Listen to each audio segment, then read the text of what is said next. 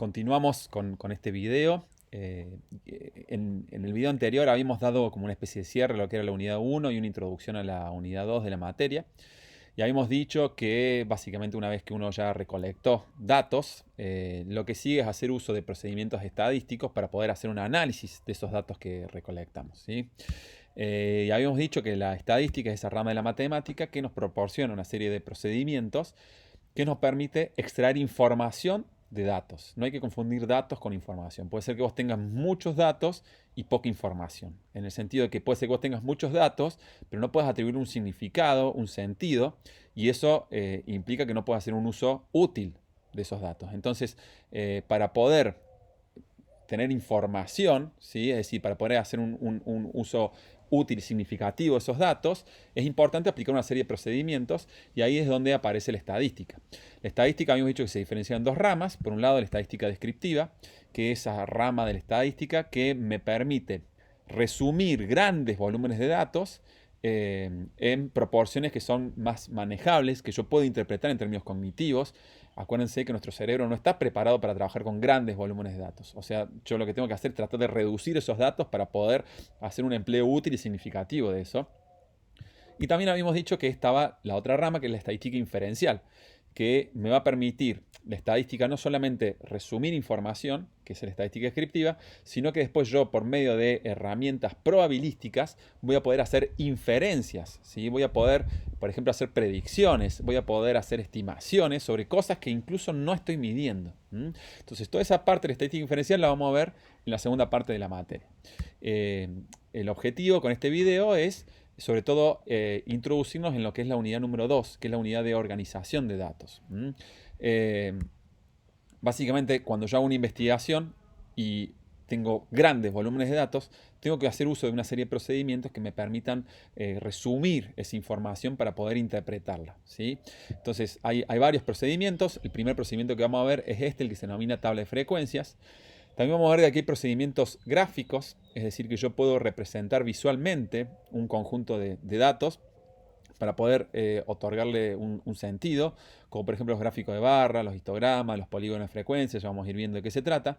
Y también vamos a ver de que hay estadísticos que son estadísticos de resumen, ¿sí? Es decir, que te permiten a un gran volumen de datos resumirlo a un solo valor para poder otorgarle un significado a eso, ¿sí?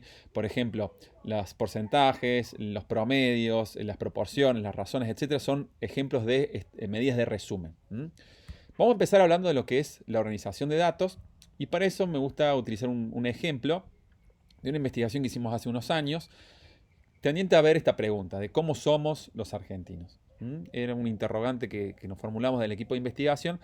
¿Por qué? Porque hay un modelo que habla de que las representaciones sociales que nosotros tenemos, las teorías que nosotros tenemos acerca de cómo son las otras personas, determinan en gran medida cómo nos vamos a comportar con las otras personas, ¿sí? Para dar un ejemplo, supongamos que yo tengo la teoría de que determinado grupo social, que son todos, no sé, son todos tramposos, que se aprovechan de vos, ¿sí? Que son malas personas. Entonces yo al momento de interactuar con alguien de ese grupo social, me voy a empezar a mover con cuidado, ¿sí?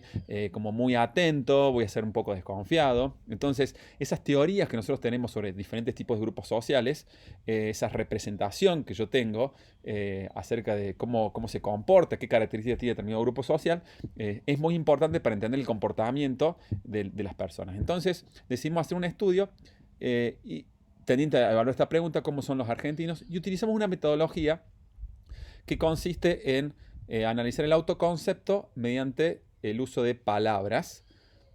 ¿Qué significa esto? Lo que nosotros hicimos fue, entrevistamos a miles de argentinos y le pedimos que utilice 3 palabras. ¿Cuáles eran las 3 palabras que se le venían a la mente para describir cómo somos los argentinos? ¿Sí? Fíjense, esto que aparece acá es un ejemplo de una base de datos. En esta base de datos tenemos cada fila es un caso. Acá tenemos caso 1, 2, 3, 4, 5, 6, etc. ¿Sí? Y cada columna es una variable. ¿Qué significa variable? Significa que es un atributo que varía, que asume distintos valores, ¿sí?